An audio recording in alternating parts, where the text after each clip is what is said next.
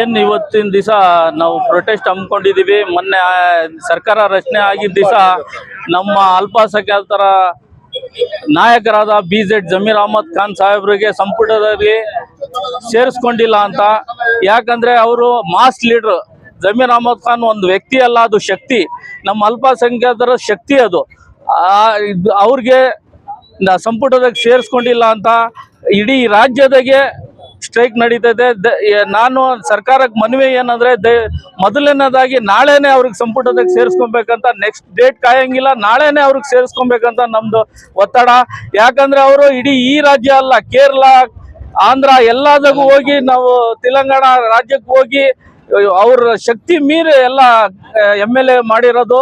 ಇಲ್ಲಿ ಸಿರಾದಾಗೂ ಅವ್ರು ಬಂದು ಅವ್ರ ಶಕ್ತಿ ಮೀರಿ ಕೆಲಸ ಮಾಡಿದ್ದಾರೆ.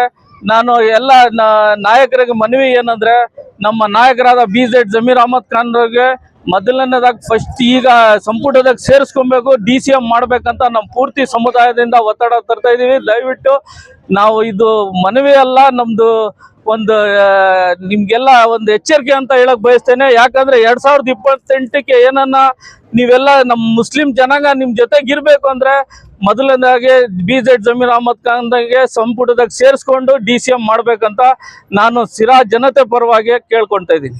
ಶಿರಾನಗರದಲ್ಲಿ ಇಡೀ ಜಾತ್ಯತೀತವಾಗಿ, ಯಾರು ಅಲ್ಪಸಂಖ್ಯಾತರಲ್ಲ, ಇಡೀ ಜಾತ್ಯತೀತವಾಗಿ ಹಿಂದುಳಿದ ವರ್ಗದವರು, ದೀನ್ ದಲಿತರು, ಮುಸಲ್ಮಾನರು ಎಲ್ಲ ಸೇರಿ ಇವತ್ತು ಬೃಹತ್ತಾಗಿ ಪ್ರತಿಭಟನೆ ಮಾಡ್ತಾ ಇದ್ದೀವಿ. ಕಾರಣ ಇಷ್ಟೇ, ನಡೆದಂತ ಸಂಪುಟ ಏನು ಇದಿತ್ತು, ಕ್ಯಾಬಿನೆಟ್ ರೀಶಫಲ್ ಇತ್ತು, ಅದರಲ್ಲಿ ಮೊನ್ನೆ BZ ಜಮೀರ್ ಅಹಮದ್ ಖಾನ್ ರವರ ಹೆಸರು ಇತ್ತು. ಷಡ್ಯಂತ್ರದಿಂದ ಯಾವುದೋ ಒಂದು ಆಡಿಯೋ AI ಎಡಿಟ್ ಆಗಿರೋದು ಆಡಿಯೋವನ್ನು ಬಿಡುಗಡೆ ಮಾಡಿ ಅವ್ರಿಗೆ ಒಂದು ಸ್ಥಾನಕ್ಕೆ ಧಕ್ಕೆ ತಗೊಂಡ್ಬಂದಿದ್ದಾರೆ. ಇಡೀ ರಾಜ್ಯದ ಜನಗೆ ಗೊತ್ತು, ಅದು ವ್ಯಕ್ತಿ ಅಲ್ಲ, ಅದು ಶಕ್ತಿ ಅಂತ. ಇಡೀ ಅಲ್ಪಸಂಖ್ಯಾತರ ಸಮುದಾಯ ಇವತ್ತು ಬಹಳ ಬೇಸರ ಆಗಿದ್ದಾರೆ. ಅವರಿಗೆ ಸ್ಥಾನಮಾನ ಇಲ್ಲ ಅಂದ್ರೆ ಮುಂದೆ ಬಹಳ ಇನ್ನೂ ಅನಾಹುತಗಳಾಗೋದು ಅದು ಕರೆಕ್ಟ್ ಅಂತ ನಾನು ಹೇಳಕ್ ಬಯಸ್ತಾ ಇದ್ದೀನಿ. ಇವತ್ತು ಮಾನ್ಯ DK ಶಿವಕುಮಾರ್ ಅವರಿಗೆ ನೇರವಾಗಿ ನಾವು ಅಪೀಲ್ ಮಾಡ್ತಾ ಇದೀವಿ, ಈ ಕೂಡ್ಲೆ ನಾಳೆ 19ಕ್ಕೆ ಕಾಯಂಗಿಲ್ಲ, 19 ರೀಶಫಲ್ ಮಾಡೋದ್ರಲ್ಲಿ ಆಯ್ತೋ ಇಲ್ಲೋ ಅದಲ್ಲ, ನಾಳೆ ಕೂಡ್ಲೆ ಕರೆಸಿ ಅವ್ರಿಗೆ ರಾಜಭವನದಲ್ಲಿ ಪ್ರಮಾಣ ವಚನ ಮಾಡಿ ಸಂಪುಟಕ್ಕೆ ಸೇರಿಸ್ಕೋಬೇಕಂತ ಈ ಎಲ್ಲ ಸಮುದಾಯದವರು ಇವತ್ತು ಮನವಿ ಮಾಡ್ತಾ ಇದ್ದಾರೆ. ಕೂಡಲೇ ಮಾಡಿದ್ರೆ 28ಕ್ಕೆ ಅನುಕೂಲ ಆಗುತ್ತೆ. ಇದು ಕೇರಳ ರಾಜ್ಯಕ್ಕೆ ಗೊತ್ತಾಗಿದೆ ಅವ್ರ ಶಕ್ತಿ ಅಂತ. 25 MLAಗಳು ಮೊನ್ನೆ ತಾನೇ ಕೇರಳ ರಾಜ್ಯದಲ್ಲಿ 25 MLAಗಳನ್ನು ಅವರು ಗೆಲ್ಸ್ಕೊಂಡ್ ಬಂದಿದ್ದಾರೆ. ಅವರ ಶಕ್ತಿ ಕೇರಳ ಅವ್ರಿಗೆ ಗೊತ್ತಾಗಿದೆ. ನಮ್ಮ ರಾಜ್ಯಕ್ಕೆ ಏನಂತ ಗೊತ್ತು ಮಾಡ್ಕೋಬೇಕಾಗಿದೆ. ನಾವು ಎಚ್ಚೆತ್ಕೊಂಡಿಲ್ಲ ಅಂದ್ರೆ ಮುಂದಿನ ದಿನಗಳಲ್ಲಿ ನಮ್ಗೆ ತೊಂದರೆ ಆಗುತ್ತೆ. ನಾವು ದಯಮಾಡಿ ಇಡೀ ಸಮುದಾಯದವರು, ಮುಸ್ಲಿಂ ಬಾಂಧವರು, ಅಲ್ಪಸಂಖ್ಯಾತರು, ಹಿಂದುಳಿದ ವರ್ಗದವರು, ದೀನ ದಲಿತರು ಎಲ್ಲರೂ ಜಾತ್ಯತೀತವಾಗಿ ಇವತ್ತು ಸೇರಿ ಒಂದು ಅಪೀಲ್, ಒಂದು ಮನವಿ ಮಾಡ್ತಾ ಇದೀವಿ. ಇದು ಎಚ್ಚರಿಕೆ ಅಂತ ಅನ್ಕೋಬಹುದು. ಯಾಕಂತಂದ್ರೆ ಮುಂದೆ ಆಗದು ಅನಾಹುತ ಆಗ್ಬಾರ್ದು ಅಂತಕ್ಕಂಥ ಮಾತನ್ನು ಇವತ್ತು ಸರಿಪಡಿಸ್ಕೊಂಡ್ರೆ ಮುಂದೆ ಏನಾಗಲ್ಲ. ದಯವಿಟ್ಟು BZ ಜಮೀರ್ ಅಹಮದ್ ಖಾನ್ ಅವರಿಗೆ ಸಂಪುಟಕ್ಕೆ ಸೇರಿಸ್ಕೋಬೇಕಂತ ಮನವಿ ಮಾಡ್ತಾ ನಾನು ಮಾತು ಮುಗಿಸ್ತೇನೆ. ಜೈ ಕರ್ನಾಟಕ. ಅವ್ರಿಗೆ ಏನಾದ್ರು ಸಚಿವ ಸ್ಥಾನ ಕೊಡ್ಲಿಲ್ಲ ಅಂದ್ರೆ ನಿಮ್ಮ ಹೋರಾಟ ಯಾವ ತರ ಇರುತ್ತೆ? ಯಾರ ವಿರುದ್ಧ ಹೋರಾಟ ಇರುತ್ತೆ? DK ಶಿವಕುಮಾರ್ ವಿರುದ್ಧ ಅಥವಾ ಸರ್ಕಾರದ ವಿರುದ್ಧ? ಸರ್, ನಮ್ಮ ಕಾಂಗ್ರೆಸ್ ಪಕ್ಷದ ವಿರುದ್ಧ. ಕಾಂಗ್ರೆಸ್ ಪಕ್ಷಕ್ಕೆ ಅವ್ರು ಏನಂತ ಗೊತ್ತಾಗಿದೆ. ಕೆಲವು 4 ಬಾರಿ MLA ಆಗಿದ್ದಾರೆ. ಆಮೇಲೆ ಇಡೀ ತೆಲಂಗಾಣ ಆಗ್ಲಿ, ಕೇರಳ ಆಗ್ಲಿ, ಕರ್ನಾಟಕದಲ್ಲಿ ಅವ್ರು ಹೋಗೋ ಜಾಗದಲ್ಲಿ ಏನೇನ್ ಆಗಿದೆ, ಅವ್ರು ಎಲ್ಲ ಹೋಗಿದ್ದಾರೆ, ಅಲ್ಲಿ ಗೆದ್ಕೊಂಡ್ ಬಂದಿದ್ದಾರೆ. ಮೊನ್ನೆ ಬೈ ಎಲೆಕ್ಷನ್ ದಾವಣಗೆರೆಗೆ ಬಂದ್ರು, ಬೈ ಎಲೆಕ್ಷನ್ ಗೆದ್ದಿದ್ದಾರೆ. ಬಾಗಲಕೋಟೆಗೆ ಹೋದ್ರು ಬಾಗಲಕೋಟೆ ಗೆದ್ದಿದ್ದಾರೆ. ಅಂದ್ರೆ ಅರ್ಥ ಮಾಡ್ಕೋಬೇಕಾಗಿದೆ, ಇಲ್ಲಿ ಜಮೀರ್ ಅಹಮದ್ ಅವರು ಅಗತ್ಯ ಇದೆ. ಇಡೀ ಕಾಂಗ್ರೆಸ್ ಪಾರ್ಟಿಗೆ ಜಮೀರ್ ಅಹಮದ್ ಅವರು ಒಂದು ಶಕ್ತಿಯಾಗಿ ಮುಂದಿನ ದಿನಗಳಲ್ಲಿ ಕಾಣಿಸ್ಕೊಂತಾರೆ. ಇವತ್ತು ನಿರ್ಧಾರ ತಗೋಬೇಕು, ಜಮೀರ್ ಅಹಮದ್ಗೆ ಸಂಪುಟಕ್ಕೆ ಸೇರ್ಸೋದು. ಕೊಡ್ಲಿಲ್ಲ ಅಂದ್ರೆ ಅಕಸ್ಮಾತ್ ಏನಾದ್ರು ಜಮೀರ್ ಉಗ್ರ ಹೋರಾಟ ಮಾಡ್ತೀವಿ. ಅಲ್ಲ, ಜಮೀರ್ ಅವ್ರಿಗೆ ಏನಾದ್ರು ಕೊಡ್ಲಿಲ್ಲ ಅಂದ್ರೆ ಅವ್ರೇನ ಕಾಂಗ್ರೆಸ್ ಇಂದ ತೊಳಿತಾರ ಅಂದ್ರೆ ಕಾಂಗ್ರೆಸ್ ಬಿಟ್ಟು ಬರ್ತಾರ, ಆಚೆ ಬರ್ತಾರ? ಇಲ್ಲ, ಇಲ್ಲಿವರೆಗೂ ಅಂತದ್ದೇನಿಲ್ಲ. ಕಾಂಗ್ರೆಸ್ ಫ್ಯಾಮಿಲಿ ಅಂತ ಬಯಸ್ಕೊಂಡಿದ್ದಾರೆ, ಕಾಂಗ್ರೆಸ್ ನ ಗುರ್ಸ್ಕೊಂಡಿದ್ದಾರೆ, ಅಂತದೇನು ಮಾಡೋದಿಲ್ಲ. ಕಾಂಗ್ರೆಸ್ ಅವರು ಎಚ್ಚೆತ್ಕೋಬೇಕಾಗಿ ಕೇಳ್ಕೊಂತಾರೆ. ಅಂತ ಟ್ರಬಲ್ ಶೂಟರ್ ನಾಯಕರ ಒಬ್ಬ ಮುಸ್ಲಿಂ ಸಮುದಾಯದ ನಾಯಕರನ್ನೇ ಕೈ ಬಿಡ್ತಾರೆ ಅಂದ್ರೆ ಕಾಂಗ್ರೆಸ್ನವ್ರದ್ದು ಯಾರ್ದಾದ್ರು ಕೈವಾಡ ಇದೆಯಾ ಇಲ್ಲಿ? ಅದಿದೆ, ಮುಂದಿನ ದಿನಗಳಲ್ಲಿ ಎಲ್ಲ ಗೊತ್ತಾಗುತ್ತೆ ಅದ್ ಯಾರು ಮಾಡಿದಾರೆ, ಏನ್ ಮಾಡಿದಾರೆ ಅಂತ. ಈಗ ಸದ್ಯಕ್ಕೆ ಪರಿಸ್ಥಿತಿ ಏನು, ಜಮೀರ್ ಅಣ್ಣವರು ಸಂಪುಟಕ್ಕೆ ಬರ್ಬೇಕು. ಅಂದ್ರೆ ಸಂಪುಟಕ್ಕೆ ಬರ್ಬೇಕು ಅಥವಾ DCM ಆಗ್ಬೇಕಂತ? ನಮ್ DCM ಆಗ್ಬೇಕು. ಯಾಕಂದ್ರೆ 4 DCM ಕೊಡ್ತೀನಂತ ಅವತ್ತಿಂದ ನಡೀತಾ ಇದೆ. 2.5 ವರ್ಷ ಆದ ನಂತರ 4 DCM ಮಾಡ್ತೀವಿ, ದಲಿತರಿಗೆ ಕೊಡ್ತೀವಿ, ಮುಸಲ್ಮಾನರಿಗೆ ಕೊಡ್ತೀವಿ, ಲಿಂಗಾಯತರಿಗೆ ಕೊಡ್ತೀವಿ ಅಂತ ಆಶ್ವಾಸನೆ ಹೇಳ್ಕೊಂಡ್ ಬಂದಿದ್ದಾರೆ. ಇವತ್ತು ಆ ಮಾಡೋ ಟೈಮ್ ನಲ್ಲಿ ಇದೆಲ್ಲ ಷಡ್ಯಂತ್ರ ನಡೀತಾ ಇದೆ.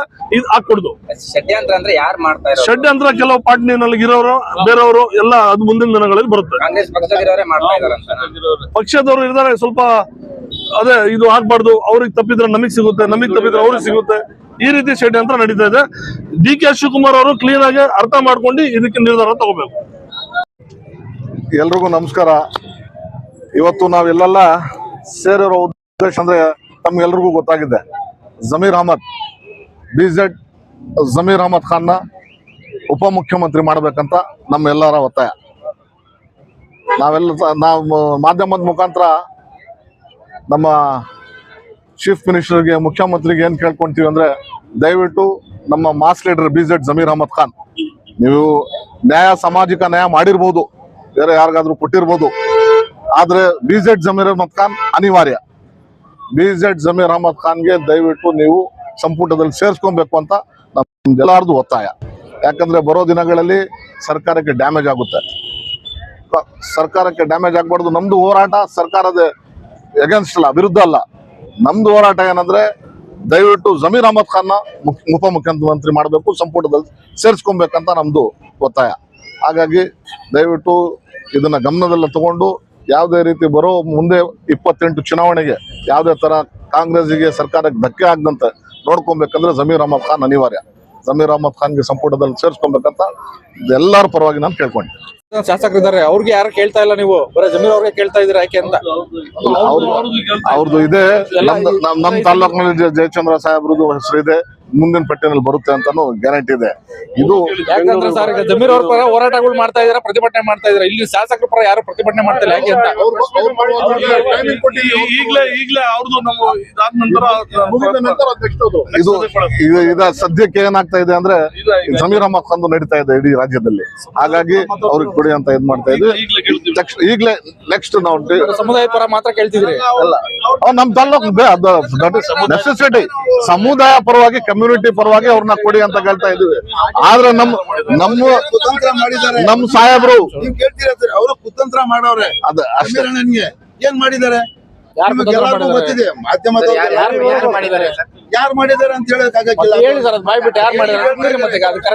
ಈಗ ಅವರಿಗೆ ಕೈ ತಪ್ಪಿದೆ.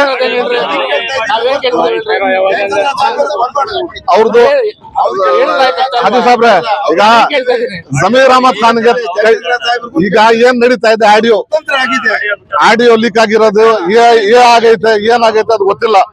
ಆಡಿಯೋ ಲೀಕ್ ಆಗಿರೋದ್ರಿಂದ ಅವ್ರದೇ ಸರ್ಕಾರದ ರಾಜ್ಯದಲ್ಲಿ ಅವ್ರದ್ದು ಚರ್ಚೆ ನಡೀತಾ ಇದೆ. ಅದ್ರ ಬಗ್ಗೆ ಇವತ್ತು ನಾವು ಕೇಳ್ಕೊಳ್ತಾ ಇದೀವಿ. ನಮ್ ಸಾಹೇಬ್ರಿಗೆ ಸೀನಿಯರ್ ಇದಾರೆ, ಅವ್ರಿಗೆ ಕೊಳ್ಳೇಬೇಕು.